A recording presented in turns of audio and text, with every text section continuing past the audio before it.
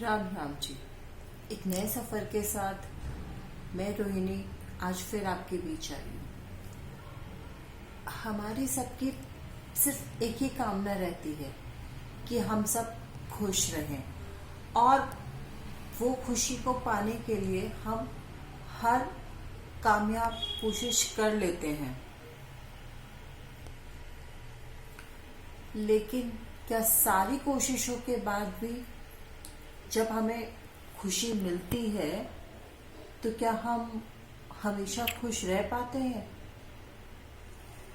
या वो खुशी कुछ पल की होती है कि वो कुछ पल बाद हमें फिर कोई और बात आई या कोई घटना ऐसी हो गई कि हम फिर दुखी हो गए। ऐसा क्यों होता है? Happiness gives us pleasure, but how to achieve that pleasure? हम वो खुशी हम उसको कैसे हासिल करें? हम ये सोचते हैं कि हमारा प्रमोशन हो जाए, हाँ, या हमारी सैलरी में इंक्रीमेंट हो जाए, हाँ, या कुछ लोग शादी हो जाए, या कोई भी ड्रीम जो है हमारा, हम ये सोचते हैं कि वो फुलफिल हो जाए तो हम बहुत खुश हो जाएंगे। हम बहुत खुश, मतलब हमारे जो भी टारगेट्स हैं, जो भी things which we want to achieve, कि वो हमारे को मिल जाए तो हम खुश हो जाएंगे। लेकिन क्या वो खुशी कंप्लीटली रहेगी हमारे साथ? कि हम अब अगर खुश हो गए तो फिर कोई भी सिचुएशन आए, कोई भी बात हो, या किसी ने कुछ बोल दिया, किसी ने कैसा रिएक्ट कर दिया, तो हम दुखी नहीं होंगे? क्यों नहीं होंगे? हाँ, फिर हम कैसे खुश रह सकते हैं? खुश रहने का कोई तो रास्ता होगा जिससे हम पूरी तरीके से खुश रह सकते हैं, हमेशा खुश रह सकते हैं।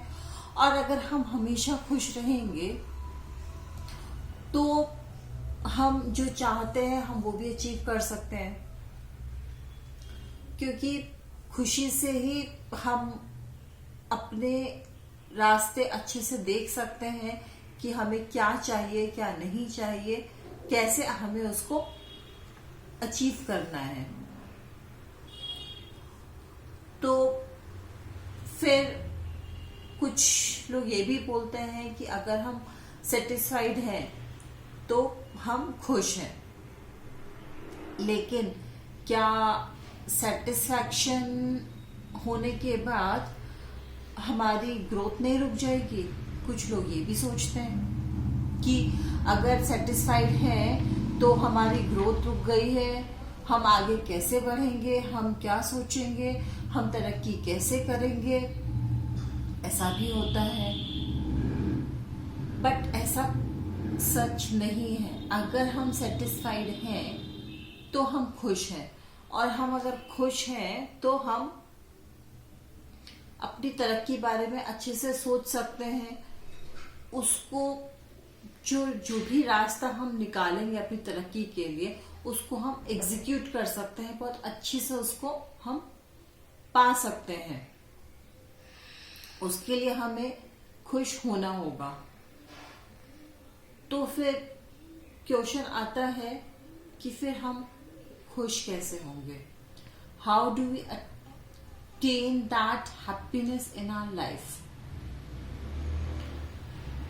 तो ये है कि अगर हम जो हमारे पास है उसे हम एक्सेप्ट कर लें, उसे हम स्वीकार कर लें, जैसा भी है, जो भी है, उसे हम एक्सेप्ट करेंगे, उसे स्वीकार करेंगे, तो हम सेटिस्फाइड हो सकते हैं, और तो ही हम खुश हो सकते हैं।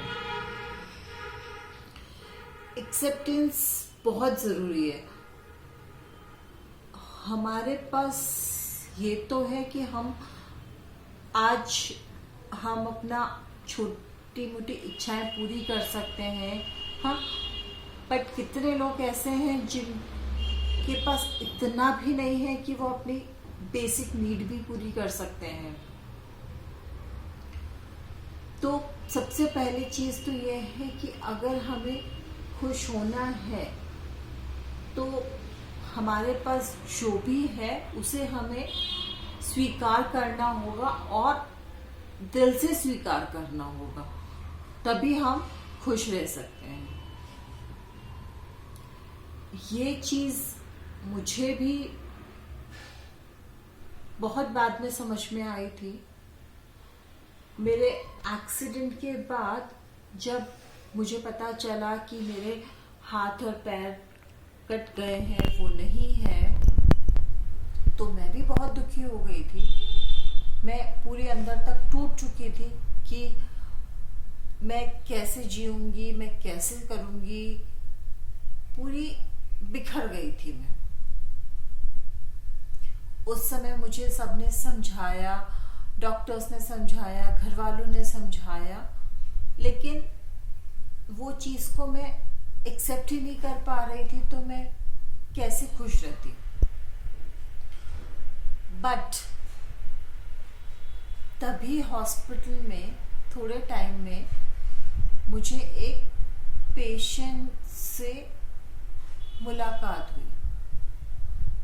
वो पेशेंट के हाथ पैर सब कुछ थे, बिल्कुल सब सही थे,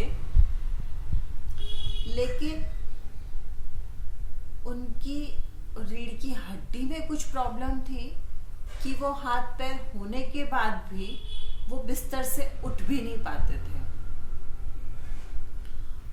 बाकी मतलब अपना जो बेसिक काम है वो तो बहुत दूर की बात है, वो करवट भी नहीं चेंज कर सकते थे। और डॉक्टर्स से जब बात हुई तो उन्होंने ये कहा कि अगर बैकबोन में प्रॉब्लम है तो हम ये गारंटी नहीं ले सकते कि वो ठीक होंगे भी या नहीं होंगे, और होंगे तो भी कितना टाइम लगेगा। तो वो देख के मुझे उस समय बहुत रिलैक्स मिला और I feel very satisfied and happy, and at that moment I thank to the God that मुझे कम से कम इतना तो है कि मैं चाहे किसी का थोड़ा सा सहारा लेना पड़े या मुझे थोड़ी सी तकलीफ हो, लेकिन मैं अपनी जो बेसिक चीज़ें हैं, जो ज़रूरी काम है, वो तो मैं अपने कर सकती हूँ ना। वो देख के मैंने भगवान को बहुत धन्यवाद दिया और फिर मुझे समझ में आया कि मेरे पास तो सब कुछ है।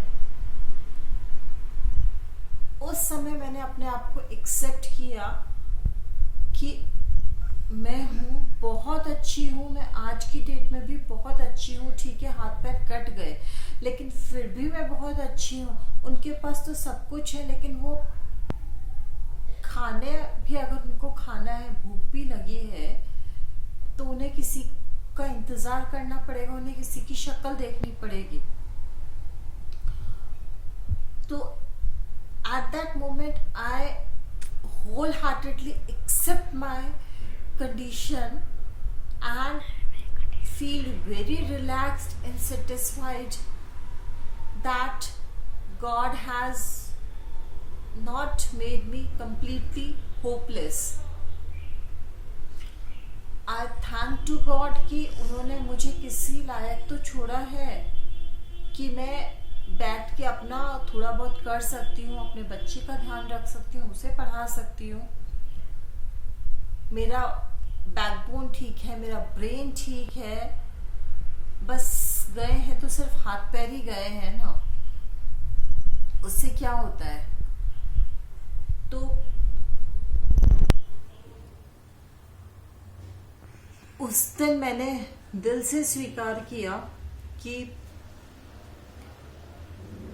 अपने आप को जिस भी कंडीशन में है, अपने आप को दिल से स्वीकार किया, और वही एक्सेप्टेंस आपको बहुत खुशी देता है। अगर आप अपने पास जो भी है, चाहे थोड़ा है, चाहे ज़्यादा है, चाहे अच्छा है, चाहे बुरा है, जैसा भी है, अगर आप उसको दिल से स्वीकार करोगे, खुश रहोगे, तो आप बहुत खुश रहोगे। वो खुशी आपसे कोई छीन नहीं सकता, कोई चुरा नहीं सकता।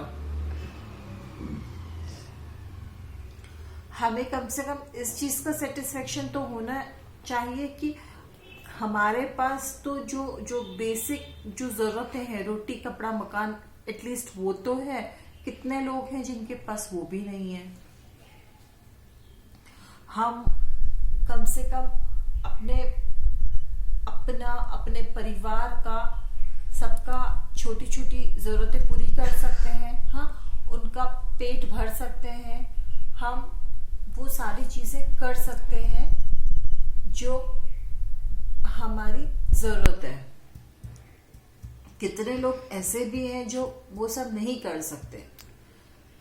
तो हमें भगवान का शुक्रिया करना चाहिए कि हमें इस लायक बनाया कि हम सब कर सकें और हम उसी में बहुत खुश रहें। तो आप भी जो भी है, जैसा भी है, उसे एक्सेप्ट कीजिए और उसमें खुश रहने की कोशिश कीजिए। और कोशिश क्या करनी है, खुश रहिए। वैसे भी अभी त्योहारों का मौसम आ रहा है, खुशियां ही खुशियां बिखरी है सब तरफ।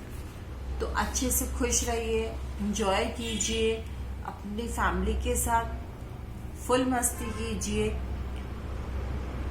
और मेरे अगले वीडियो का वेट कीजिए। और अगर आपको पसंद आया है तो लाइक, शेयर, सब्सक्राइब जरूर कीजिए। Thank you.